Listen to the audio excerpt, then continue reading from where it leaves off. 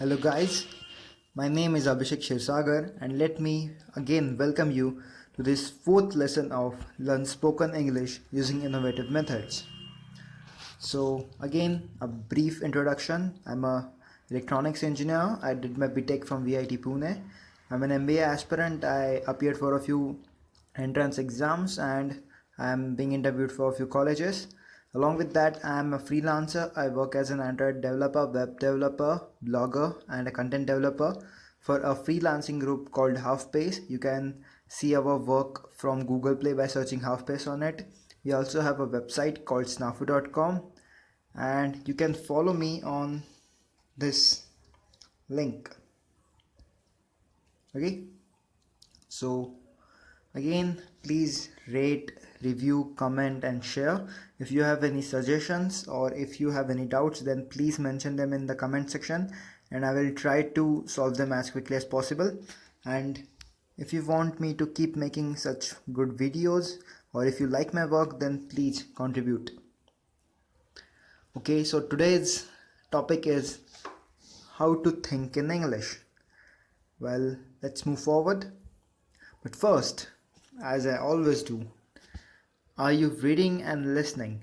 So, as I had given you homeworks, I had told you to read and listen at least an hour daily. So, I hope you are doing that.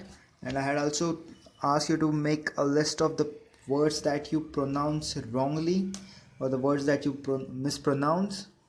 I hope you have done that too. And what is actually this method, translate and speak? Well, most of the beginners do this. Most of the non-native English speakers do this. They tend to think in their mother tongue. Like, for example, my mother tongue is Marathi, so I think in Marathi. Then I translate that sentence to English, and I speak or then I deliver that sentence. So why is it wrong? What's wrong with it? So first of all, it consumes a lot of time. First you think in your language, in your mother tongue, then you translate and then you deliver. It consumes a lot of time. And let's suppose if somebody replies to that sentence, then again you translate that sentence to your mother tongue, then you prepare an answer for it in your mother tongue again, then you translate that back again to English and then you deliver. So you can see a lot of time, right? And well, you end up making some funny mistakes. Well, I have a friend who has this habit of translating everything from Hindi to English. So once we were talking and he wanted to use a phrase which in Hindi says something like Kala Akshar Bhais Barabar, and he literally translated that to black alphabet equal to buffalo, and we all were laughing like hell. So I hope you don't want to make such many mistakes. And then there are some words in Hindi which are difficult to translate in English or which actually do not have any translation in English. For example, words like intazar, jhabki or rakhi, which is completely an Indian concept and does not have an English equivalent. So you often come across such words while translating and you don't find an English equivalent and you get stuck there, and it takes a toll on your confidence. You feel embarrassed and you feel getting your confidence gets low, and then you get afraid to speak in English. So that's why this method of translating and speaking should be avoided. And that's equivalent for it is thinking in English. Why should I think in English? So first of all, it will help you to internalize the language. And what is the meaning of that? Well, internalizing it means to learn it so well that you don't need to remember the rules, you don't need to remember pronunciations, you don't need to remember the grammar rules. For example, you know that 2 plus 2 is 4 because you have been doing that for a long period of time. You have completely internalized the mathematics, so you can add some single digit numbers without even writing anything on the paper. It's something similar to thinking in English. You will be talking without actually knowing that you are talking in English. So again, and it's a very low pressure and high effect method. What I mean by that is, as you're thinking in your mind, you are free to make mistakes. You can make hundreds and thousands of mistakes, and nobody, yes, nobody will laugh at you. You will not feel embarrassed. Nobody will look down to you. And over a period of time, once you develop this habit, talking in English actually becomes very natural. It comes to you. You don't even realize that you're speaking in English. So this method has thousands of benefits, by the way. And let's see how to do it. I'm going to suggest you a few methods, but you need not keep yourself limited to these methods. And this is just a beginner's guide to thinking in English. Okay, so don't worry guys, if you're not thinking in English, it's okay. It's never too late. You can start it even now. Okay, so let's move. First of all, you have to use an English to English dictionary. As I have told you to read and listen a lot, you will be getting across some words which you may not know. So you will be using a dictionary, and you might be using English to Hindi or English to Marathi or English to Gujarati dictionary. You need to stop that. You need to use an English to English dictionary so that you will know the meaning of a word in English, and it will help you build some vocabulary, and it will help you to think in English as well. So first of all, we'll start with simple single words. Okay, so for example, when you wake up in the morning, say a good morning to you. Or when you're going to have a lunch, say a happy lunch to you. Or you can simply name objects in your house. For example, chair, table, or objects in your bathroom, shower. You can, when you look at such objects, think the word for that in English. Just for example, what I used to do, when I would go to my bathroom, I would first see all the objects and I would name them, and then I will have a shower. Well, it was a strange method, but it worked for me. Then from words, we will move towards sentences. So we will make some small sentences.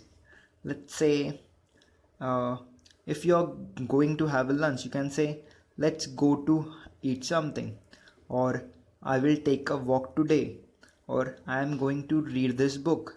These are simple thoughts which you have in your mother tongue. Just you have to think it in English. Simple sentences.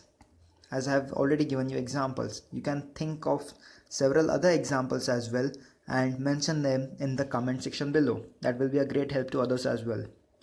And you have to take some small tips, by the way. You can use your smartphone. You can set a reminder in your smartphone that will keep reminding you of thinking in English, or you can actually keep a wallpaper saying that think in English. So when you will look at your smartphone, it will give you an incentive to think in English. Or you can simply make notes in your house, so whenever you will look at those notes, and you will start thinking in English. Okay, now moving forward, we will use this method, narrate. Well, it's narrate means to describe. So it's a simple method. Let's suppose you are doing something. All you have to do is describe what you are doing to yourself. Let's say you're walking in your office. So you will say, I'm walking in a corridor. I will take first right, and then I will enter in my boss cabin, and then I will give this presentation to him, and then I will come back to my desk. Simple, isn't it? All you have to do is speaking English, nothing else. Then we will also make up some conversations. For example, let's say you are going for a ride in a taxi aggregator, or Uber or Ola. So you will think about the conversation that you will make with the cab driver. here you have to assume yourself and the cab driver as well. So first you have to think like, what will I say to the cab driver? I will say, please go to XYZ place. Then he will say, okay sir, shall I take this route or that route? Then you will say, please take this route. Then how much it will cost me? He will give you a rough estimate. This kind of conversation, you can make various conversations, like when you go to a restaurant, or when you visit a zoo or places like those. Just remember, you have to assume two roles here, one of yourself and one of the next other person talking with you. And this is my favorite part, story time. This of course you're supposed to do when you will sleep. Actually, before you sleep, you will go through your day and you will make a small story of your day. For example, today I woke up at 5, I went for a nice jog, then I took a shower, then I went to office, and then I worked, etc., etc. Simple story. And you will keep telling this to you in each and every night. But stories don't only have description of your day, right? So you can make some different stories, stories of your life, like I grew up in this town, then I moved to XYZ town, I did my schooling from here, etc. So small stories of different times of your life, or of others life, or some childhood stories that you have listened. So you have to tell one story to yourself on every night. Okay. And yes, talk to yourself whenever you can. Talk with yourself, but in English.